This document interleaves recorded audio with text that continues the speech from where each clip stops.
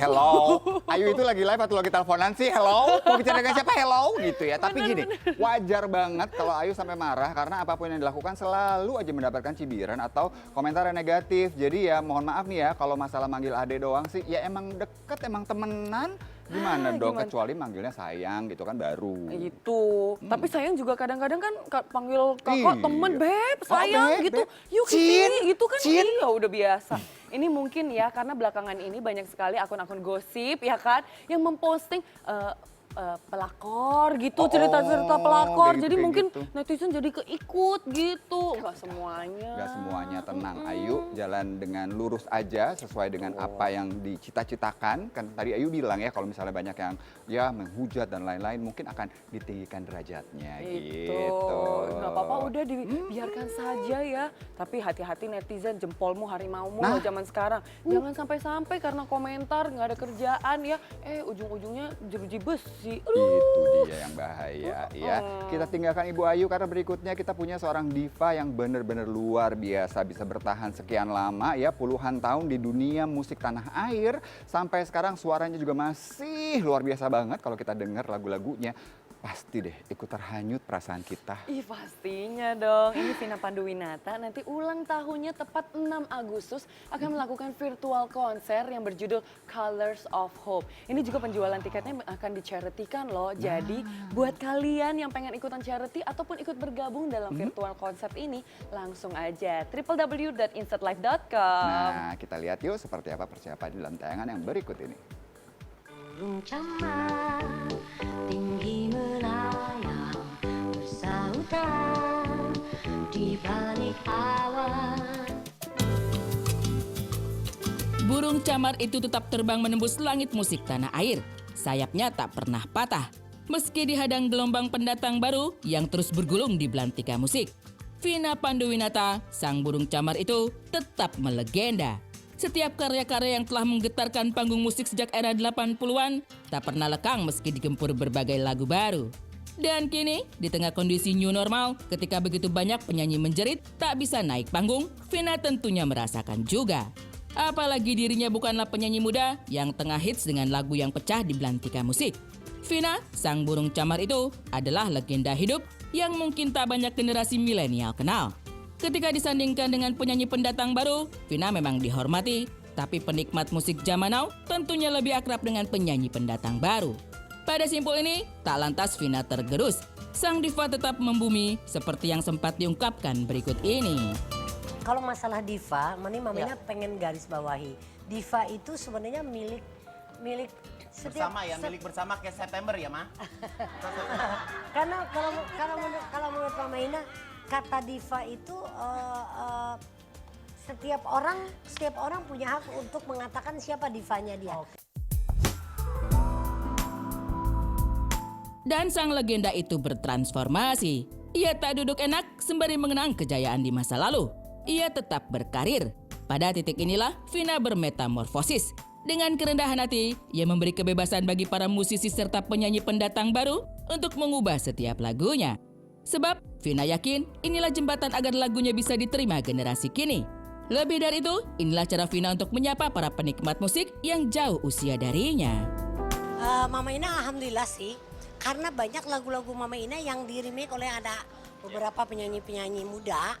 Itu ada, jadi Mama Ina gini, dulu misalnya sama temen gitu ya, ada temen yang bilang kurang suka gitu kalau lagunya dinyanyikan lagi gitu sama anak-anak kita gitu yang lebih muda. Kalau Mama Ina senang banget. Mama itu senang banget kalau memang lagu-lagunya Mama Ina itu dinyanyikan kembali oleh mereka. Kenapa? Karena dengan begitu Mama Ina punya jembatan, punya satu benang yang dimana bisa menyentuh anak-anak sekarang gitu ya. Kalau enggak ya putus. Jadi Mama Ina satu haram banget gitu kalau kita membunuh bayi yang lahir. Jadi kalau bisa bayi itu kita rangkul, kita sama-sama, kita jalan sama-sama. Apalagi dalam musik, gak ada urusan dengan umur. Meski didapuk sebagai diva yang melegenda, Vina tetap membumi. Ia tak pernah berhenti berkarya. Sepanjang nafas masih berhembus, sepanjang itu pula Vina berpijak di panggung musik. Semangat inilah yang menuntun sang penyanyi untuk menggait para musisi serta penyanyi muda untuk berkolaborasi. Tak hanya itu, Vina pun meminta agar lagu-lagunya yang melankolis serta mendayu diaransemen ulang agar lebih kekinian. Betapa luar biasa serta sebuah langkah mengagumkan.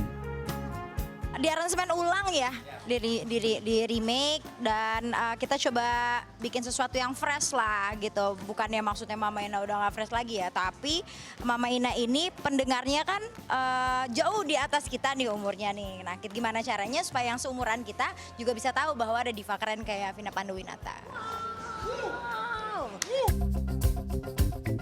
Meski begitu, ini bukanlah semudah membalikan telapak tangan. Butuh perjuangan serta pengorbanan. Tapi Vina tak menyerah. Tak peduli kesulitan menghadang, Vina tetap melangkah. Ibarat kalau jangkar sudah ditarik serta layar sudah terkembang, pantang pulang perahu ke tepian. Dan yang lebih menggetarkan, Vina yang notabene penyanyi besar tak malu untuk bertanya kepada para juniornya. Bagi Vina, inilah cara agar dirinya bisa melebur dengan musik kekinian yang bagai langit dan bumi dengan zamannya dulu. Awalnya pastinya kesulitan, itu udah jujur memang ya. Awalnya membingungkan buat Mama Ina. Tapi ternyata kalau kita memang mau ya, mau bertanya ya, Mama Ina juga bertanya sama mereka, mesti gimana sih gitu.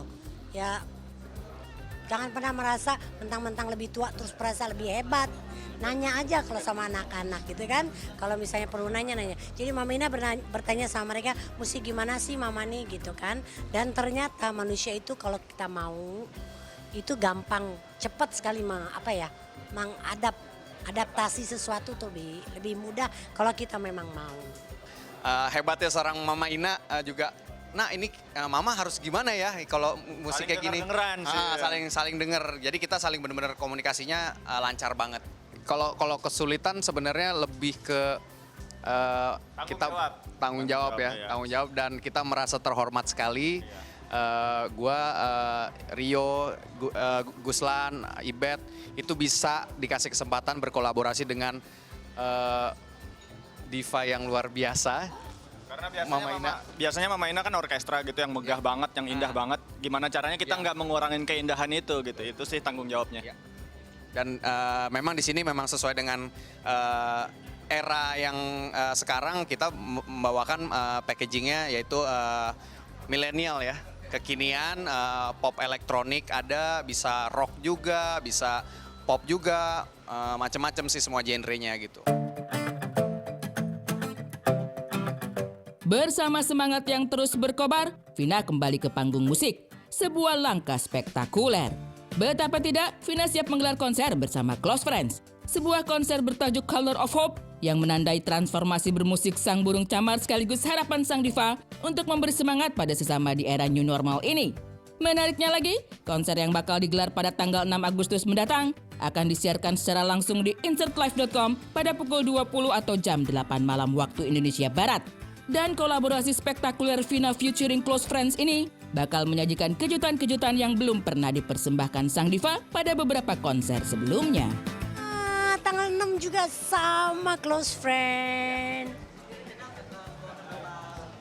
Aduh maunya berapa? Mau 40 boleh, terserah. Mama Ina tuh terkenalnya tuh nggak pernah pelit sama lagu. Jadi mau berapapun 20, 30, 40 ayo gitu. Paling masalahnya di DJ Guslan aja.